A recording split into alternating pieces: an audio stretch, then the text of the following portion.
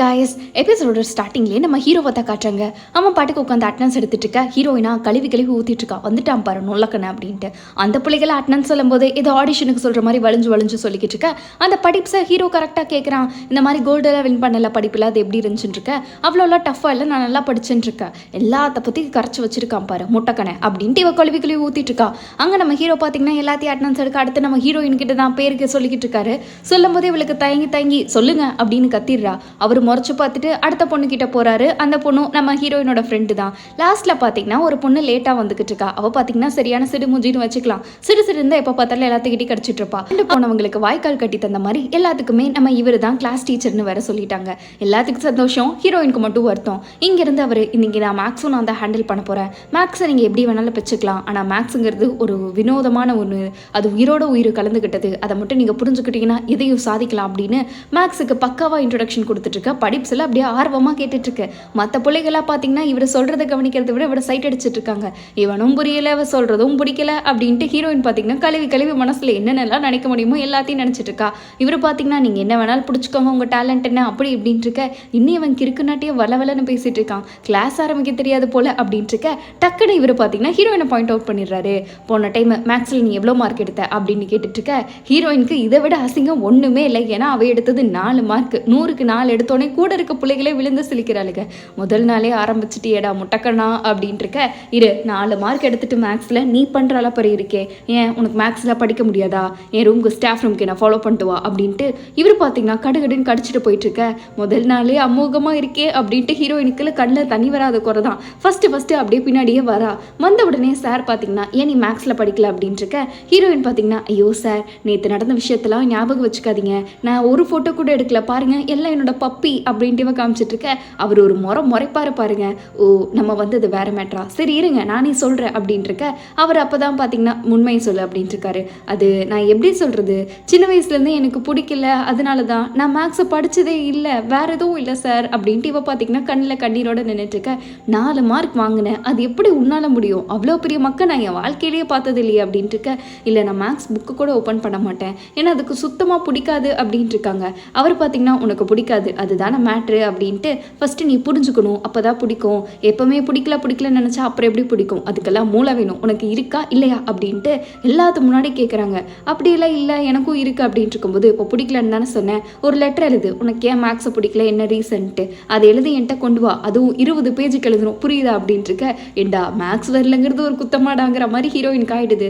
என் தலையெழுத்து போய் தொலைகிறேன்ட்டு அவ்வளோ பார்த்தீங்கன்னா எவ்வளவோ கெஞ்சி பார்க்குறா, ஒன்றுமே முடியலன்ட்டு மாட்டிக்கிட்டுடா முருகா அப்படின்ட்டு இவ்வளோ வரா.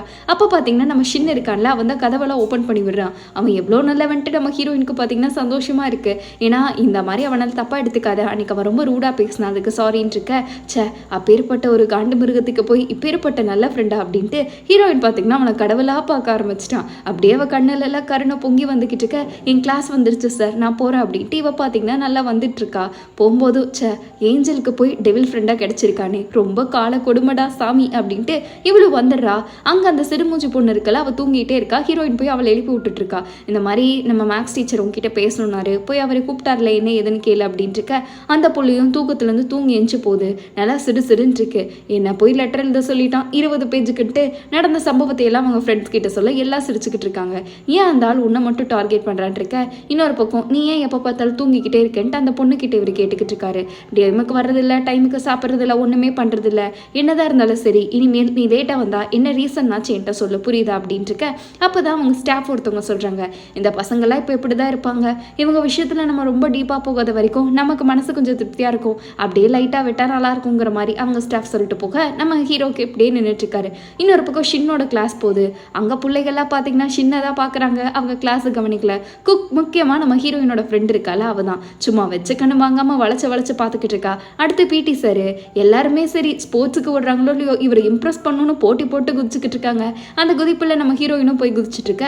அடுத்து பார்த்தீங்கன்னா நம்ம ஜாப்பனீஸ் சார், அந்த பிள்ளைகள்லாம் நீங்கள் என்ன அனிமியா அப்படியே கார்ட்டூன்லேருந்து ஸ்ட்ரைட்டாக வந்துட்டிங்களா என்னன்ட்டு இருக்க. ஆமாம் அந்த கதையை நான் உங்ககிட்ட சொல்லிடியான்ட்டு அவங்களுக்கு ஒரே பார்த்தீங்கன்னா இந்த ஃபேன் கேர்ள்னு சொல்லுவாங்களா அந்த மாதிரி கிளாஸ் போயிட்டு இருக்கிறது. அப்புறம் நம்ம ஹீரோ இருக்கிறதே ரொம்ப சிடுன்னு இருக்கிறவன். ஒரு ப்ராப்ளத்தை கொடுத்தோடனே அந்த படிப்ஸ் பார்த்தீங்கன்னா கொஞ்சம் கூட யோசிக்காமல் சால்வ் பண்ண இவ ஒருத்தி வந்துருவா முந்திரி கோட்டையாட்டம் நம்ம ஹீரோயின் நினச்சிட்டு இருக்கா. அடுத்து பார்த்தீங்கன்னா நம்ம சிடுமுஞ்சி இருக்கால, அந்த பிள்ளைய தான் தேடுறான். அந்த பிள்ளைய காணும். டக்குன்ட்டு அவன் பார்த்தீங்கன்னா அந்த பொண்ணு எங்கன்ட்டு இருக்க ஹீரோயின் பார்த்தீங்கன்னா அவள் பாதியில் கிளம்பிட்டா அப்படின்ட்டு இருக்கா. இன்னைக்கு அவள் தானே டஸ்ட்பின்லாம் க்ளீன் பண்ணும், அவள் போயிட்டால நீயே க்ளீன் பண்ணிட்டு ஹீரோயின்ட்ட சொல்கிறா. ஏண்டா சொன்னது ஒரு குத்தமாட்டாங்கிற மாதிரி ஹீரோயினுக்கு ஆயிடுது. இனிமேல் எக்காரணத்தை கொண்டு வாயை திறக்கக்கூடாது, இல்லைன்னா பிடிச்சி உள்ளே போட்டுருவான் அப்படின்ட்டு இவன் நினைச்சிட்டு இருக்க. ஏதோ சவுண்டு பார்த்தா நம்ம ஷின் இருக்கான்ல அவனும் பிடி டீச்சரை எக்ஸசைஸ் பண்ணிட்டு இருக்காங்க. ஹீரோயினுக்கு பார்த்த உடனே சரி அவங்க பிடிச்சி அமுக்கிறதுலாம் அப்படியே ஒரே இதுவாக தெரியுது. உடனே பார்த்தீங்கன்னா அவள் பிஎல்க்கு போயிட்டா. அவன் வேற நீ ரொம்ப சாஃப்டாக இருக்க, ரொம்ப அழுத்தருக்கு ஈஸியாக இருக்குன்னு சொல்லிட்டு இருக்க. ஹீரோயின்கா எல்லாம் டபுளாக புரிஞ்சுக்கிட்டு இருக்கு. அவள் அப்படியே வாய் மேலே கறந்து வச்சு இப்பேற்பட்ட வரிகளை நான் மிஸ் பண்ணிட்டேனே, வரிகள்னா இப்படி அல்லவா இருக்கணும், இன்னைக்கே போய் நான் எழுதுறேன்ட்டு ஜொல்லு உழுகிற வரைக்கும் இல்லை ரத்தம் உழுகிற வரைக்கும் நம்ம ஹீரோயின் பார்த்தீங்கன்னா சைட் அடிச்சிட்டு இருக்கா. வர வர என்னோட இதுக்கு அளவே இல்லாமல் போயிடுச்சுன்ட்டு மூக்க பிடிச்சிட்டு அவள் பார்த்தீங்கன்னா அடுத்து எங்கே வரான்னா லைப்ரரிக்கு தான் வந்த உடனே. ஆக்சுவலாக இன்னைக்கு அவளுக்கு டியூட்டியே இல்லை, அவள் ஃப்ரெண்டுக்கு தான் ஒரு டியூட்டி இருக்க போல. இருந்தாலும் பரவாயில்ல எனக்கு ஒரு சின்ன வேலை இருக்குது அதனால தான் வந்தேன், எக்ஸ்சேஞ்ச் பண்ணதெல்லாம் நோ இஷ்யூஸ்ன்ட்டு அந்த பொண்ணுக்கு பதிலாக இவ தான் பார்த்தீங்கன்னா டியூட்டி பார்க்குறா.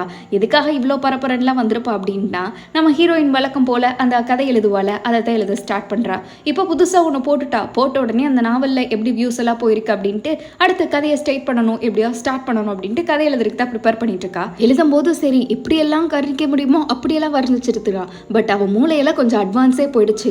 இவங்க ஏதோ கிளாஸ் ரூமில் சும்மா ரொமான்ஸ் பண்ணிட்டு இருக்கிற மாதிரி அப்படி இப்படின்ட்டு இவ பாட்டுக்கு யோசிச்சுட்டு இருக்க. ஒரு பக்கம் இவளுக்கு அப்படியே உணர்ச்சியை கட்டுப்படுத்த முடியாத அளவுக்கு இருக்கு. இன்னொரு பக்கம் அப்பெல்லாம் இல்லை நம்ம டீச்சர்ஸ் மரியாதையை அளவாக தான் யோசிக்கணும்ட்டு அளவோடு யோசிச்சுட்டு இருக்க. நம்ம சின்னதாக பார்த்தீங்கன்னா சமைச்சிக்கிட்டு இருக்கான், நல்லா சூடாக சமையல் செஞ்சுக்கிட்டு இருக்கான். பட் தூங்கிட்டு இருக்கிறவனை எழுப்புற அளவுக்கு ஒரு அலாரம் சங்கு சத்த மாதிரி அடிக்குது. அந்த கருமத்தை முதல்ல நிறுத்துங்கடான்ட்டு எல்லா ரூம்ல கதறிக்கிட்டு இருக்காங்க. அப்படி யாரோட ஆல்போ அப்படின்னா நம்ம ஜப்பானீஸ் டீச்சர் இருக்கார்ல அவரோட அலாரம் தான் அடிச்சுக்கிட்டு இருக்கு. பாவம் அந்த மனசை இழுத்து போத்திட்டு தூங்கிட்டு இருக்காங்க. ஏன்டா என்ன அதிகாலையில் எழுப்பி விட்டீங்கன்ட்டு அவர் பாட்டு கெஞ்சி கேள்வி கேட்டுக்கிட்டு இருக்க. பிரெட் சாப்பிட வராரு. பிரெட் பார்த்தீங்கன்னா நல்லா ரஃபா இல்லை போல. ஏன் இது மொறுமொருன்ட்டு இல்லை, வர வர இந்த குடியிருக்கிறவங்க எல்லாம் ரொம்ப தான் பண்ணிட்டு இருக்கிறீங்க அப்படின்ட்டு அவர் பாட்டுக்கு பேசிட்டு இருக்காரு. என்ன நீ இருக்கிறதுலே பெரிய ரூம்ல நீ தான் இருக்கிற, சும்மா எங்களை குடியிருக்கன்னு சொல்லிட்டு இருக்க அப்படின்ட்டு எல்லாம் கத்திக்கிட்டு இருக்க. ஆமாடா எனக்கு பிடிச்சிருக்கு, பெரிய ரூம்ல நான் இருக்கேன் அப்படின்ட்டு இருக்கா. அப்புறம் எங்களை குடியிருக்கிறவங்கன்னு சொல்லிட்டு இருக்க, அப்புறம் நாங்களும் உங்க ஃப்ரெண்ட்ஸ் இல்லையா, எல்லாரும் சேர்ந்து தானே காசு போட்டு தானே இருக்கோன்ட்டு இவங்களுக்குள்ள காலையில் ஒரு குட்டி கலவரம் பண்ணிட்டு கடகடன்னு நெஞ்சு நம்ம ஸ்கூலுக்கு கிளம்பிடுறாங்க. ஹீரோயின் பார்த்தீங்கன்னா உட்காந்து எதையோ ரொம்ப யோசிச்சுக்கிட்டு இருக்கா. என்னடா இது என் கிளாஸ்ல இப்படிலாம் யோசிக்க மாட்டாளேன்னு ஷின்னு பார்க்குறான். பட் அவன் ஏதோ கண்டுக்கல. இருந்தாலும் நம்ம ஹீரோயினுக்கு பார்த்தீங்கன்னா ஒரே கவனம் ஃபுல்லாக அது லெட்டர் மேலே இருக்க. ஆனால் நம்ம ஃப்ரெண்டுக்கு ஃபுல்லாக கவனமும் ஷின்னு மேலே தான் இருக்கு. அவர் அப்படியே கிளம்பி போனோன்னே இவ்வளோ பார்த்தீங்கன்னா பின்னாடியே போயிட்டு சார் நாங்கள் உங்கள் கையெல்லாம் சாக் பீஸ் ஆகும்ல அதனால நான் உங்களுக்கு கொண்டு வந்தேன்ட்டு பாவம் அவரோட கையில் சாக் பீஸ் தூள் படுன்ட்டு ஒரு பொண்ணு ஏங்கி போய் சாக் பாப்கிஸ் இருக்கும்ல அந்த மாதிரி ஒரு கவரெல்லாம் வாங்கிட்டு வந்து கொடுக்குறா. ஷின்னு பார்த்தீங்கன்னா தேங்க்ஸ்மா அப்படின்னு சொல்லி வாங்கிட்டு இருக்க. இவளுக்கு ஏதோ பெரிய சந்தோஷத்தை பார்த்த மாதிரியே இருக்கு. என்னாச்சு அப்படின்னு ஹீரோயினை கேட்டுட்டு இருக்க. இல்லை என்னோட ஃபர்ஸ்ட் ஸ்னோ அங்கே நடந்து போயிட்டு இருக்குல்ல அதை தான் நான் பார்த்துக்கிட்டு இருக்கேன், என்னோட முதல் காதல்ன்ட்டு இவ பார்த்தீங்கன்னா காதலில் விழுந்துட்டா. என்ன போகிறது முதல் காதலாங்கிற மாதிரி ஹீரோயின் ஒரு புளிய விட்டுட்டு இருக்க. அடுத்த பிடி கிளாஸ் வந்துருச்சு. ஹீரோயின் பார்க்குறா. பட் இவளுக்கு கண்ணு முன்னாடி பார்த்தீங்கன்னா நேற்று நடந்த சம்பவம் தான் ஞாபகம் வருது. வந்துட்டான்டா நம்ம ஹீரோ அப்படின்ட்டு இவ மைண்டில் ஃபுல்லாமே கதையாகவே ஓடிக்கிட்டு இருக்கு. இவ பார்த்தோன்னே ப்ளஷ் ஆக ஆரம்பிச்சிட்டா. இந்த நம்ம கேட்ராமா ஹீரோஸ் எல்லாம் பார்த்தோன்னே ஆகும்ல அந்த மாதிரி. அங்கே உடனே பார்த்தீங்கன்னா எல்லாரும் இப்போ ரவுண்ட்ஸ் ஓடணும் ரெடியாக இருங்க அப்படின்ட்டு இவர் கொஞ்சம் ரிலே மாதிரி காம்படிஷன் ரன்னிங் ரேஸ் வச்சிருக்காரு. வச்சு ஸ்டார்ட்ஸ் உடனே சரி ஹீரோயின் அப்படியே வெக்கத்திலே நின்றுக்கிட்டு இருக்கா. எல்லாருமே ஓடுறாங்க, நம்ம ஹீரோயினும் ஓடிட்டு தான் இருக்கா.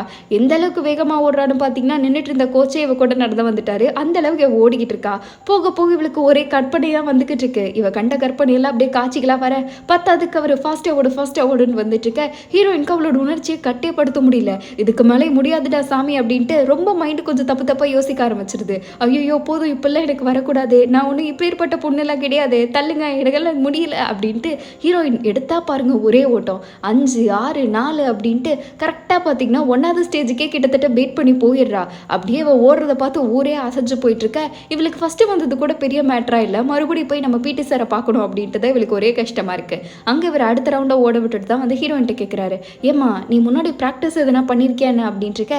ஹீரோயின் அப்படிலாம் இல்லை சார் ஏன் அப்படின்னு கேட்குறா. அவர் பார்த்தீங்கன்னா சூப்பராக ஓடுறியே, நேச்சுரலாகவே நீ ஒரு டேலண்டடாக இருக்கே, பேசாமல் நீ ப்ராக்டிஸ் வந்தால் என்ன அப்படின்ட்டு அவர் கேட்டுக்கிட்டு இருக்க. ஹீரோயினுக்கு இப்போதைக்கு பேசுறதுக்கு பதில் சொல்றதுக்கு கூட மைண்ட் இல்லை. பேச இவளுக்கு ஒரு மாதிரி தான் இருக்குது. நான் ஃபேஸ் வாஷ் பண்ணிட்டு வரேன் சார் அப்படின்ட்டு முதல் ஆளாக அங்கேருந்து எப்படி இடங்களான்னு தான் பார்த்துட்டு இருக்கா. அந்த பக்கம் வந்த உடனே ஐயோ என்னோட மூளையை நான் இப்படி கெடுத்து வச்சுட்டேனே, இப்படி என் மூளை யோசிக்க ஆரம்பிச்சிருச்சேன்ட்டு இவளால் நிறுத்தவே முடியல, அதையவே நினச்சிட்டு இருக்கா. அடுத்து பார்த்தீங்கன்னா அவரோட வேலையை கண்டினியூ பண்ண ஆரம்பிச்சுக்கிட்டு இருக்க. முதல்ல இந்த இடத்த விட்டு போகணும், அப்போ தான் இவர் ஒன்றும் என்னோட ஹீரோவெல்லாம் கிடையாது, நான் நாவல் எழுதுறது இவரை பற்றி கிடையாது, சும்மா ஒரு கற்பனை கதை தான் அப்படின்ட்டு ஹீரோயின் பார்த்தீங்கன்னா நைட்டு போய் எழுத ஆரம்பிச்சிடறா. பட் இவளோட கற்பனையின் உச்சகட்டமாக பார்த்தீங்கன்னா இது மட்டும் பத்தாது, இன்னும் நம்ம நிறைய கொண்டு வரணும், ஒரு செகண்ட் லீடை வச்சா தான் நல்லாயிருக்கும் அப்படின்ட்டு அந்த செகண்ட் லீடை யார் சூஸ் பண்ணுறா அப்படின்னா நம்ம சிடுமூஞ்சி இருக்கார்ல அவரை தான் சூஸ் பண்ணுறான். பேசாமல் ஒன்று பண்ணலாம், நம்ம சின்ன இருக்கார்ல அவர் தான் நல்லா ஏஞ்சல் குணம், அவரை லீடாக போட்டுடலாம், இந்த சிடுமூஞ்சியை செகண்ட் லீடாக போட்டுடலாம். அவன் மிரட்டி மிரட்டி கூடயே வச்சுட்டு இருக்கான். இந்த பிடி சார் தான் நல்லவர், அந்த சிடுமூஞ்சி கிட்ட இருந்து நம்ம சின்ன காப்பாத்துறாரு, சின்ன காப்பாற்ற வந்த தெய்வம் நம்ம பிடி சார் அப்படின்ட்டு இவனுக்கு ஒரு வில்லன் கேரக்டர் கொடுத்தா தான் சரி வரும், அப்போதான் இவன் திமிர அடங்கும். ஏன்னா இவன் ஆல்ரெடி அப்படி தானே இருக்கான்ட்டு 3 பேர்த்தோட கேரக்டரையும் எப்படியெல்லாம் வடிவமைக்க முடியுமோ நம்ம சின்ன இவன் கரெக்ட் பண்ணி காலையில் விழுந்து கூட வச்சிருக்கான் நம்ம சிடுமூஞ்சி. பட் என்னதான் இருந்தாலும் சரி சின்ன கேரிங்காக பார்த்துக்கிறது நம்ம பிடி சார் தான். அப்போ சின்னும் பிடி சார் தான் சேரணும், இந்த வில்ல மனசு உடஞ்சு போகணும் அப்படின்ட்டு ஹீரோயின் பார்த்தீங்கன்னா கதையை சூப்பராக ஃப்ரேம் பண்ணி எழுத ஸ்டார்ட் பண்ணிக்கிட்டு இருக்க. இன்னொரு பக்கம் பார்த்தீங்கன்னா அதே மாதிரி விஷுவலாக காட்டுறாங்க. அதே மாதிரி நம்ம சின்ன கிட்ட பார்த்தீங்கன்னா இவன் போய் கேட்டுக்கிட்டு இருக்கான் நம்ம பிடி சார் இங்க கூட வந்துடு அவன் உன்னை யூஸ் பண்ணுறான்ட்டு. அப்படிலாம் இல்லை, நீ எனக்கு ஒரு நல்ல ஃப்ரெண்டு, இங்க கூட நீ இது வரைக்கும் நிறையா விஷயத்தில் துணையாக இருந்திருக்க, இனிமேலும் இருப்பேன்னு நினைக்கிறான் இருக்க, நீ அவனை விட்டு வந்துடு, அதுதான் உனக்கு நல்லது, அவன் சரியான சைக்கோ உனக்கே தெரியும்ல அப்படின்ட்டு இருக்க, அதெல்லாம் எனக்கு முக்கியம் இல்லை அப்படின்ட்டு அவன் பார்த்தீங்கன்னா நம்ம இனிமேல் நல்ல ஃப்ரெண்ட்ஸ்னு ஷோல்டரில் வேற கை வைக்கிறான். வச்ச உடனே இவனுக்கு நம்ம ஒன்றும் ஃப்ரெண்ட்ஸ் எல்லாம் கிடையாது, அது உனக்கே தெரியும்லன்ட்டு பிடி சார் ஒரு பக்கம் கேட்க சின்ன ஒரு பக்கம் வைக்கப்பட்டு இருக்கேன்ட்டு ஹீரோயின் பார்த்தீங்கன்னா நம்ம உச்சக்கட்டத்துக்கே போயிட்டா. இதுக்கு மேலே பிஎல் என்ன மாதிரி எழுதுறக்கு ஒருத்தர் பிறந்து தாண்டா வரணும்ட்டு சின்ன அப்படியே தடுமாறிட்டு நின்றுட்டு இருக்கும்போது இப்போ வருது ஒரு வாய்ஸ் அவங்களுக்கு, அதை நம்ம வில்லன் இருக்கான்ல அவனோட வாய்ஸ் தான் அப்படின்ட்டு இவ பார்த்தீங்கன்னா அந்த இடத்துக்கு ஹீரோவுக்கு ஒரு இன்ட்ரடக்ஷன் கொடுத்து அந்த வில்லனுக்கு இதை விட மோசமாக எதுனா பண்ணணும், அப்போ தான் என்னோட பழிவாங்குற உணர்ச்சி கட்டுப்படும் அப்படின்ட்டு இவ பார்த்தீங்கன்னா ஒரு பக்கம் அவங்களுக்கு இன்னொரு பக்கம் இவங்களுக்குன்ட்டு பிஎல்ஏ சும்மா தெறிக்க தெறிக்க எழுத விட்டுட்டு இருக்க. அதே மாதிரியே நம்ம ஹீரோக்கு ஒரு இன்ட்ரடக்ஷனை கொடுத்து அவர் அப்படியே கண்ணாடியெல்லாம் கழட்டிட்டு மெதுவாக நடந்து வந்து என்ன திமிர இருந்தா நீ அவன்கிட்ட பேசிக்கிட்டு இருக்க வா போலாம் அப்படின்ட்டு சின்ன அவர் ஏதோ நாயை கூப்பிட்ற மாதிரி கூட்டிகிட்டு போயிட்டு அங்கே நில்லு அப்படின்ட்டு ரொம்ப திமிரா நம்ம ஹீரோ சொல்கிற மாதிரியோ பிடி சார் அப்படியே தன்னோட பொறுமையெல்லாம் கட்டுப்படுத்திட்டு சின்னுக்காக அப்படியே வாயடைஞ்சு நிற்கிற மாதிரியும் இவளோட கவிதையை அப்படியே தூவி தூவி எழுதிட்டு இருக்கேன்ட்டு அதோட இந்த எபிசோட் முடிக்கிறாங்க. எப்படி கைஸ், கண்டிப்பாக நெக்ஸ்ட் எபிசோட் உங்களுக்கு பிடிக்கும்னு நினைக்கிறேன். ட்ராமாவே சும்மா செம்ம காமெடியாக இருக்கும். அடுத்த எபிசோடில் வந்து மீட் பண்ணலாம். அது வரைக்கும் பை ஸ்வீட்டீஸ். இந்த எபிசோட் பிடிச்சிருந்துச்சா இல்லையான்னு மறக்காம கமெண்ட் பண்ணிட்டு போங்க. பிடிச்சிருந்தா லைக் ஷேர் எல்லாம் பண்ணிவிடுங்க. அடுத்த ஒரு பக்கம் எபிசோடில் மீட் பண்ணுவோம். அது வரைக்கும் பை கைஸ்.